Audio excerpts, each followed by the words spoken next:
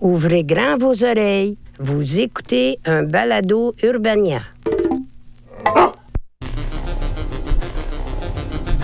Québec 2030. Le dernier agriculteur de la province récolte son unique carotte sur son dernier pied carré de terre fertile. À sa gauche, un centre de données Amazon.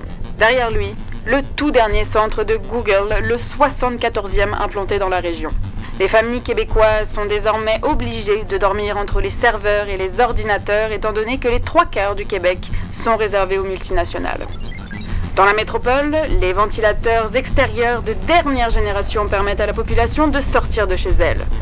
Il fait désormais 48 degrés Celsius, 4 degrés de moins qu'à l'habitude, grâce à ces dispositifs installés sur le Mont-Royal, rasés il y a 2 ans pour les besoins de l'industrie forestière. Le Québec entier est convoité par Apple, qui a déjà acheté Rimouski et Sherbrooke et qui possède la moitié des États-Unis. Tranquillement, l'espoir d'un monde meilleur et moins chaud se meurt. Penses-tu vraiment que le Québec va laisser passer ça? Ben, tu sais, je pense que j'ai à peine exagéré, hein. Tu sais, il en manque pas gros pour que Longueuil devienne Gougueuil. Les géants du web font effectivement peur, mais peut-être que les nouvelles technologies sont la solution pour la transition écologique. Écoute, tant qu'on change pas les noms de villes, moi je suis prête à écouter, hein. Moi, c'est Alexandre Forêt, humoriste de la relève, j'ai 28 ans et je suis le sex symbole de ma génération. Et moi, c'est Léa Hilardeau, j'ai 23 ans, je milite depuis plusieurs années pour la justice climatique et je suis très bon public pour les blagues d'Alex. Bon, ça se voulait pas une blague, mais anyway, mis à part nos belles personnalités, on a autre chose en commun. On est assez inquiet par rapport à l'avenir de la planète. Ouais, puis on n'est pas les seuls, hein. L'éco-anxiété, c'est un des traits distinctifs de notre génération. Le futur, on préfère souvent pas y penser. Juste d'en parler, là, je stresse puis je fais des reflux gastriques. Oh là, t'inquiète pas Alex, j'ai un shot de Pepto-Bismol pour toi. Puis c'est un peu ça d'ailleurs l'idée de cette série balado, servir de remède à ça. Parce que même si on peut pas nier la gravité de la situation, il y a plusieurs personnes qui travaillent, militent, réfléchissent à toutes sortes de moyens d'améliorer le cours des choses. Donc on va aller à leur rencontre, question de voir l'avenir du Québec un peu plus en rose et en vert. Bienvenue à Avant de tirer la plug. Une présentation d'Urbania en collaboration avec Hydro-Québec.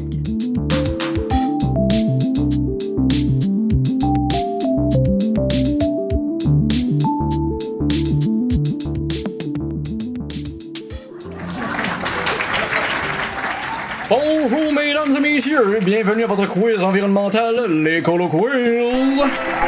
Oh, c'est le pire nom de quiz. Nous avons avec nous comme à chaque semaine notre concurrente Léa Hilardeau. Mais c'est la première fois qu'on fait ça? Oui, mais les auditeurs sont pas obligés de le savoir, ça. Léa, selon toi, combien d'heures de vidéos YouTube ont été téléchargées chaque minute en 2020? 12? Presque. La réponse que nous cherchions était plutôt 500. Prochaine question, à chaque minute. Combien de stories Instagram ont été mises en ligne en 2020? Mais j'essaye d'aller moins souvent sur Instagram, c'est juste des pubs de leggings qu'il y a là-dessus. La bonne réponse était près de 350 000. Dernière question pour notre gros lot de 5 $.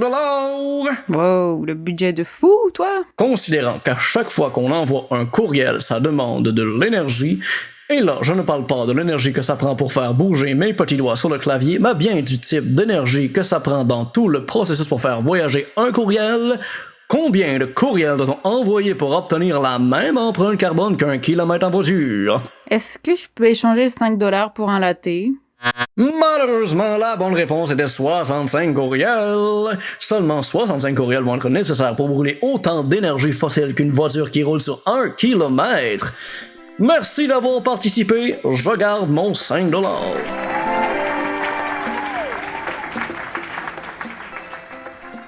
T'as-tu idée d'à quel point ça doit prendre plusieurs bâtiments pour stocker tout ça? De quoi tu parles? Ça prend pas de place, c'est sur Internet. Et tu crois que Internet, c'est stocké où? Ben, dans le cloud. Ben oui, mais le cloud, il peut pas juste être dans les nuages. Juste l'épisode qu'on diffuse, là, il est stocké quelque part. Ah, ben oui, j'avais pas pensé à ça. Tout ce qui existe sur Internet existe dans un serveur qui est physiquement quelque part dans le monde. Donc, Dans le monde, il y a un serveur juste pour que je puisse écouter le temps d'une paix sur YouTube? Ben oui, dès qu'on utilise des données qui proviennent du réseau Internet, elles arrivent d'un centre de données à quelque part, et un centre de données, c'est rien plus que 4 murs avec une grande quantité de serveurs installés à l'intérieur. Des grands espaces qui ont besoin de froid. Moi, ça me fait un peu capoter, hein. J'ai écouté un reportage sur le refroidissement des serveurs un jour, et depuis, je fais des cauchemars de gros ventilateurs au fond de l'océan qui essayent de refroidir tout ça, c'est terrible. Y a-tu vraiment des gros ventilateurs dans l'océan qui soufflent l'eau sur, genre, la Californie pour la refroidir? Non, c'est pas exactement ça. Mais il y a vraiment des tests de mettre des centres de données sous l'eau qui ont été faits pour éviter d'avoir à utiliser des méga systèmes de climatisation. N'empêche que les deux techniques mises ensemble, ça donne des ventilateurs dans l'eau, et ça m'empêche de dormir. Il paraît que le Québec est un paradis pour les centres de données. On serait une alternative propre même. Pour en savoir un peu plus, j'ai fait un appel chez Hydro-Québec. Bonjour, Eric. Est-ce que je peux t'appeler Eric ou tu préfères Monsieur Lafrance? Non, absolument. C'est mon père, Monsieur Lafrance, c'est pas moi. Oui, bon, ben parfait. Ça va bien, Eric? Super bien, toi, Alexandre? Très bien, merci. Alors, tu es délégué principal chez Hydro-Québec. Peux-tu m'expliquer exactement c'est quoi ton rôle? Moi, mon rôle consiste à attirer, accompagner les investissements étrangers qui viennent ou qui veulent venir s'établir au Québec là, et qui ont besoin d'énergie pour alimenter leurs projets d'affaires. On couvre l'ensemble des demandes industrielles ou commerciales qui viennent s'établir au Québec. C'est vrai que dans les dernières années, on a eu énormément d'attention et d'attraction auprès des centres de données.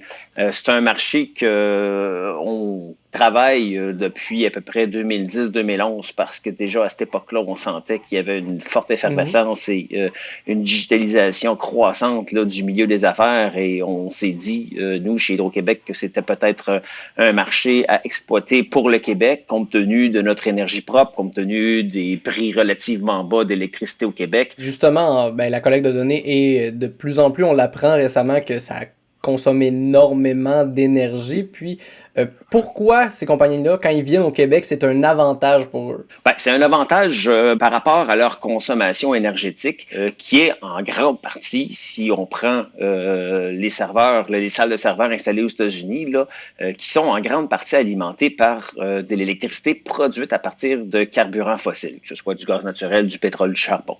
Alors, pour eux, de venir s'établir au Québec, c'est une façon de verdir, j'aime pas prendre ce terme-là, mais bon, de verdir leur chaîne d'approvisionnement, de verdir leur centre de données pour avoir un bilan environnemental plus respectable. Mondialement, 64% de l'énergie mondiale est produite par de l'énergie fossile.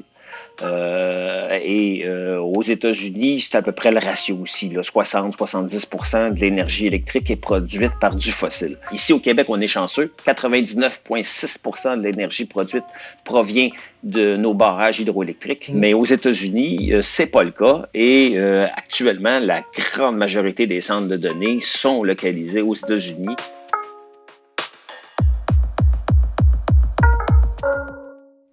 Tu vois que mon cauchemar de centre de données qui surchauffe était pas si loin de la réalité finalement, hein. Effectivement, sauf que ton cauchemar peut être une solution ici. On a des serveurs qui génèrent beaucoup de chaleur et dans les villages, il y a des églises qui ont besoin d'être chauffées. C'est d'ailleurs cette solution-là qu'a choisi le musicien Pierre-Philippe Côté, qu'on connaît mieux sous le nom de Pilou, quand il a décidé de lancer son projet 1606 à Saint-Adrien. Je l'ai retrouvé dans l'église qu'il a achetée, mais faites-vous-en pas, c'est pas du tout un gourou, là. Ben, merci de nous inviter dans ton église, où ce qu'on est présentement. J'imagine que peut-être que les auditeurs l'entendent, à quel point c'est clérical et serein comme endroit. Yeah. Puis d'ailleurs, pourrais-tu, en commençant un peu, nous expliquer qu'est-ce qu'elle est, cette église-là? Ben, il est venu le fait que l'église du village a été désacralisée, puis qu'il n'y avait pas de porteur de projet, il n'y avait pas de repreneur, il n'y avait pas vraiment de vision pour ce bâtiment-là. Et puis moi, depuis qu'on est à Saint-Adrien, depuis bientôt 10 ans, tu sais, chaque fois que je passe devant l'église, je me dis « Oh mon Dieu, il faut qu'il se passe quelque chose là, tu sais. On a légèrement transformé l'église de Saint-Adrien en hub créatif, en fait, qui accueille les bureaux du BEAM, le Bureau estrien de l'audiovisuel et du multimédia, qui a grandement contribué à la transformation avec la construction des studios, l'achat d'équipements, la mobilisation de membres aussi pour le hub créatif. Et puis, on a transformé l'endroit, en fait, pour que ça devienne un lieu de co-création de calibre international. Donc, avec les équipements, les plateaux dont on a besoin. Puis aussi, pour que ça permette d'accueillir la communauté à l'intérieur des murs. Tu sais, on a des gens de la population qui travaillent comme des ingénieurs. On a une agente d'artistes qui a loué un bureau. Le but ici, c'est de créer du lien avec la communauté, avec le jardin communautaire en arrière. Donc, c'est un peu de réinventer, de revoir l'église comme un centre de village communautaire, comme le cœur du village.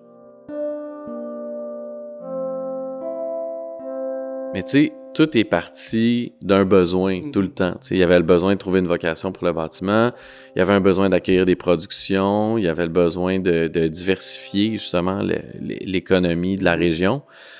Fait qu'on trouvait que le BEAM, c'était un bon projet fédérateur structurant pour occuper cet espace-là, puis pour le faire rayonner, puis pour attirer des gens à venir faire de la co-création ici. Tu sais.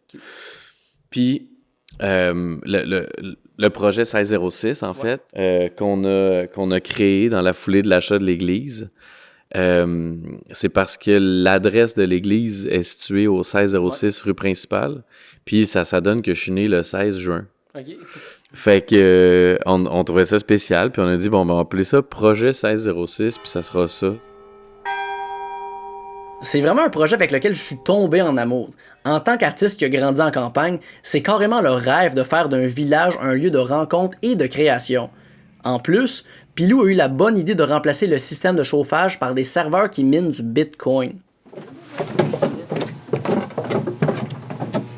Ça, c'est notre phase 1 qu'on avait faite avec les serveurs, là. Fait que c'est des petits units comme ça, des petites boîtes. Puis, tu sais, juste ces trois-là, ça fournit assez de chaleur pour toute la sacristie en haut. Pour l'hiver. Pour celles et ceux qui sont pas au courant, comme moi, parce que j'en entends parler tous les jours sans vraiment pouvoir bien l'expliquer, le Bitcoin est une crypto-monnaie décentralisée, c'est-à-dire qu'elle n'est pas associée à une banque. Ben, comment ça fonctionne de bord? La monnaie se gère entre les utilisateurs. Une des manières de s'en procurer, c'est en minant le Bitcoin. Je vais pas m'éterniser sur comment ça se fait, surtout que c'est pas le but du podcast, puis vous avez sûrement un ami gossant qui pense qu'il va devenir riche avec ça, mais en gros, pour miner du Bitcoin, il faut décrypter des algorithmes, puis lorsque c'est réussi, vous allez obtenir un certain montant de Bitcoin.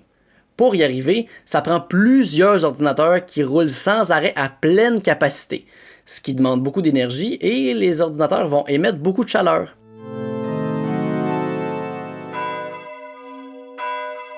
Ici, là, l'église de Saint-Adrien, c'est un 10 000 pieds carrés environ, avec 45 pieds de plafond. Ouais. C'est quand même très gros, puis c'est en bois, tu sais. L'isolation était pas top. On a refait l'isolation. Mais tu sais, ça représenterait, là, si on voulait chauffer pour être à 21 degrés tout l'hiver puis être confortable, là, un 60 000 $ de fuel par hiver. Et puis là, on parle d'énergie fossile. Là. Fait que là, on n'est pas dans le développement durable, on n'est pas dans, tu sais, on est vraiment dans, on brûle du gaz pour chauffer une église. Ce que ça représente avec les serveurs, par exemple, c'est que si une compagnie X utilise de l'hydroélectricité d'Hydro-Québec Top Clean à raison de 80 kW environ, ce qui est l'équivalent à peu près de ce qu'une chaudière électrique consommerait pour chauffer un lieu comme ici. Et puis qu'en plus, ils pouvaient miner ou vendre des services de render 2D, 3D ou d'intelligence artificielle, ben l'électricité, le chauffage nous reviendrait à zéro.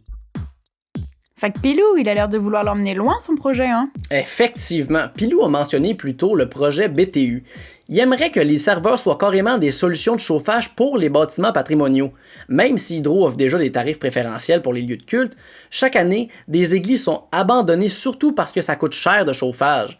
Avec le projet BTU, on pourrait avoir des centres de données décentralisés en plus d'apporter les nouvelles technologies dans les régions. On a des visées là-dedans, puis on est en train de développer, comme je disais, une offre pour des salles de serveurs, pour d'autres bâtiments. Mais chaque fois que j'ai l'occasion de parler à des gens qui peuvent avoir une influence sur ces dossiers-là, en fait, ben je lance l'idée d'avoir des serveurs nationalisés, décentralisés dans toutes les églises de tous les villages du Québec.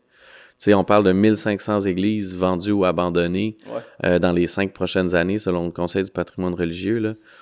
C'est énorme, là. Fait que c'est énorme. Puis ça, c'est une opportunité de développement régional, développement territorial, de diversification économique pour les villages du Québec.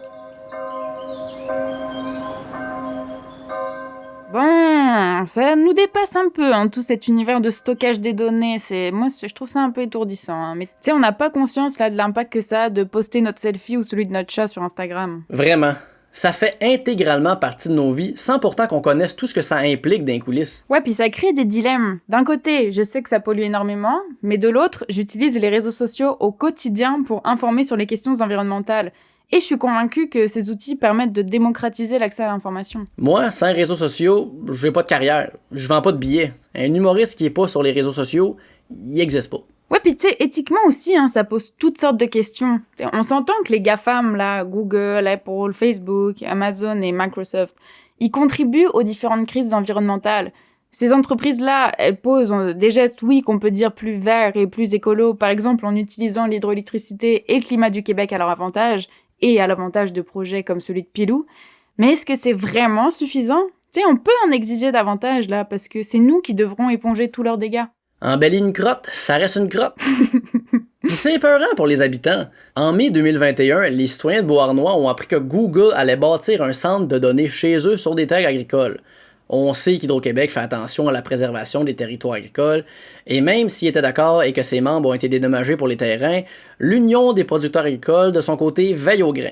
Mais ça fait quand même bizarre de voir des multinationales changer le décor des municipalités. Tout ça en trouvant des manières très originales de ne pas payer d'impôts. Faut pas l'oublier. Restons vigilants. Ouais. Moi, c'est un projet comme celui de Pilou qui me dit qu'on peut vraiment créer du beau à partir de tout ça. Mais est-ce que c'est assez pour dire que la technologie va nous sauver? Selon moi, il y a 2 avenues possibles.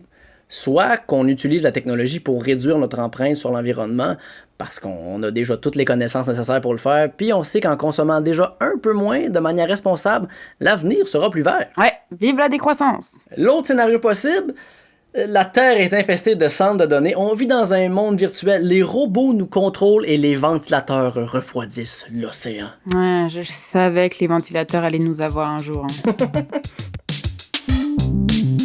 C'était Léa Hilardo et Alexandre Forêt.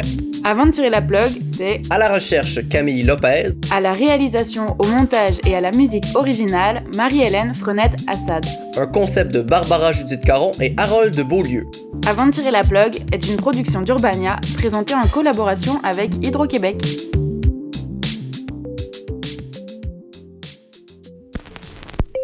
C'était un podcast Urbania.